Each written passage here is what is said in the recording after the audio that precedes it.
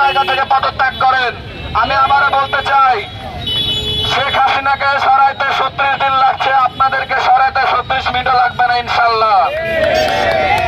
যদি অতি দ্রুত বাংলাদেশে ধর্ষকদের অতি বিলম্বে বাংলাদেশের ক্ষমতার মস্তক থেকে নেমে পড়েন। এখানে অন্যজনকে আমরা বসাবো দরকার পড়লে।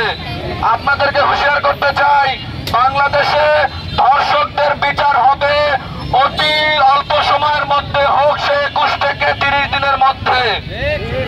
তদন্ত শেষ করতে হবে ৭ দিনের মধ্যে। আর যাদেরকে প্রকাশ্য দিবালোকে দেখা যাচ্ছে, তাদেরকে প্রকাশ্য দিবালোকেই আপনার যে প্রশাসন ব্যবস্থা আছে তাদেরকে দিয়ে ক্রস ফায়ারের অর্ডার চালু সেনাবাহিনীকে ম্যাজিস্ট্রেট পাওয়ার দিয়েছেন হাতে চুরি বসে থাকার জন্য। যদি এটাই হয়, বাংলাদেশে সেনাবাহিনীর দরকার নাই, বাংলাদেশে পুলিশের দরকার নাই, বাংলাদেশের র্যাবের দরকার নাই। ৫ই আগস্টের পর বাংলাদেশে যে ৫ দিন কোন সরকার ছিল না, এই দেশের মানুষ, এই দেশের জনগণকে তাদের নিজস্ব নিরাপত্তা দিয়েছে। তো আমরা বলতে চাই, আমাদেরই মা, আমাদেরই বোন, আপনাদের পুলিশ প্রশাসন যদি আমাদের মা বোনদেরকে নিরাপত্তা দিতে ব্যর্থ হয়, বাংলাদেশের দরকার নাই, আমরা আমাদের পরিবারদেরকে নিরাপত্তা দিব ইনশাআল্লাহ। বাংলাদেশে আমাদেরকে অস্ত্রের লাইসেন্স দেন, যদি না পারেন আমাদেরকে ট্রেনিং দেন। আমরা আমাদের পাড়া মহল্লায় আমাদের নিজস্ব দুর্গ গড়ে তুলব আমাদের মা বোনদের নিরাপত্তার জন্য। আর যদি আপনারা ব্যর্থ হন, স্ব জায়গা থেকে পদত্যাগ করেন। আমি আবারও বলতে চাই, শেখ হাসিনাকে সরাইতে ৩৬ দিন লাগছে, আপনাদেরকে সরাইতে ৩৬ মিনিটও লাগবে না ইনশাল্লাহ।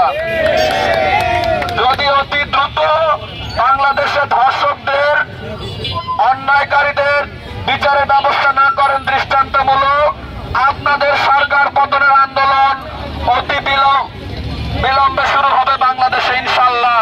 প্রস্তুত থাকেন। অন্তর্বর্তীকালীন সরকারকে বলতে চাই, আমি আমার যে মা বোন আজকে শিকার হচ্ছে, আমি একজন ভাই হিসাবে, একজন দেশের মানুষ হিসাবে, পুরুষ হিসাবে আমি নিজে লজ্জিত।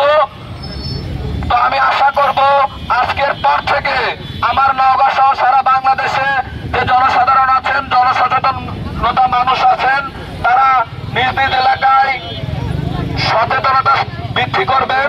এবং আমি আমার বোনদেরকে বলবো, আপনাদের যদি কেউ, আমার এক বোন আমাকে প্রশ্ন করেছেন যে আপনাদের যারা উত্ত্যক্ত করে, আপনাদের যারা বিরক্ত করে, এই দায়িত্ব আপনার।